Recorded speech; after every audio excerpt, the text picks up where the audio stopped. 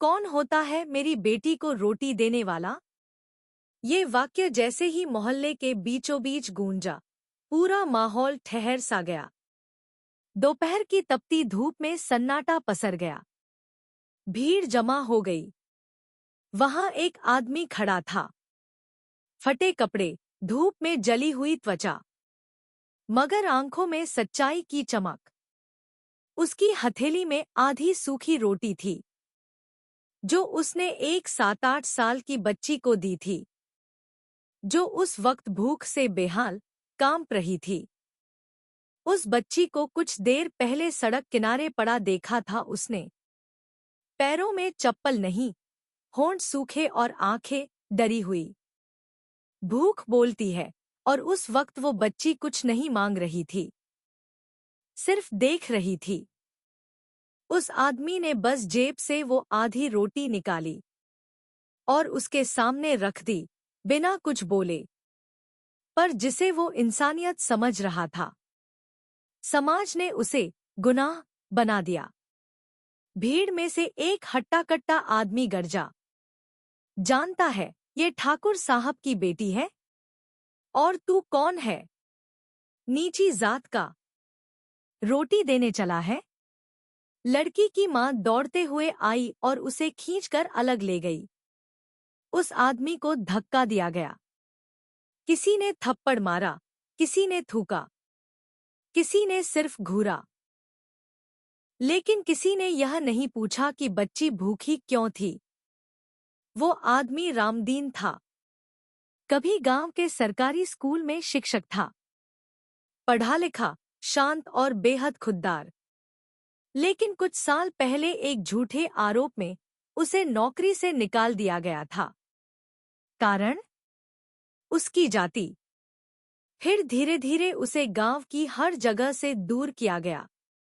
मंदिर, पंचायत, स्कूल, सब जगह से।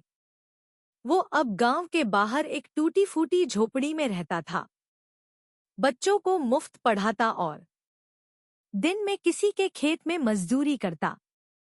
पर इंसानियत उसमें अब भी जिंदा थी। यही वजह थी कि उसने उस भूखी बच्ची की जात नहीं देखी, भूख देखी। पंचायत बैठी। फैसला हुआ, रामदीन को गांव से निकाल दिया जाए। उसे दूसरी बार माफी नहीं दी जा सकती, क्योंकि उसने मर्यादा तोड़ी है। लेकिन वो लड़की, उसकी आंखों में एक सवाल रह गया, जो उसने माँ बाप से पूछा भी। अगर मैंने वो रोटी खा ली थी, तो क्या मैं भी अपवित्र हो गई हूं? समाज चुप रहा। रामदीन ने गांव छोड़ा। वो अब रेलवे स्टेशन के पास एक टूटी सी छत के नीचे रहने लगा। वहीं बच्चों को पढ़ाता, कुछ बुजुर्गों को दवाइयां दिलवाता, और जो भी कुछ हाथ आता, उससे दूसरों की मदद करता। उसके लिए जाति कभी पहचान नहीं थी, सिर्फ इंसानियत ही धर्म थी। वक्त बीता। वो लड़की बड़ी हुई, शहर में पढ़ी, डॉक्टर बनी, और एक दिन एक एनजीओ के प्रोजेक्ट से उसी गांव में लौटी। पर अब वो बदली हुई थी, मजबूत थी, सोच से आजाद थी। उसने गांव में मुफ्त स्वास्थ्य शिविर लगाया, स्कूल खोला और एक नाम दिया, रामदीन पाठशाला। लोग चौंके। उसी नाम पर, वही जिसे उन्होंने अपमानित करके गांव से निकाल दिया था। लड़की ने सिर्फ इतना कहा, जिसने भूख में मुझे रोटी दी, उसने मुझे जीना सिखाया। अगर वो गुनाह था, तो मैं उस गुनाह को हर दिन दोहराना चाहती हूँ।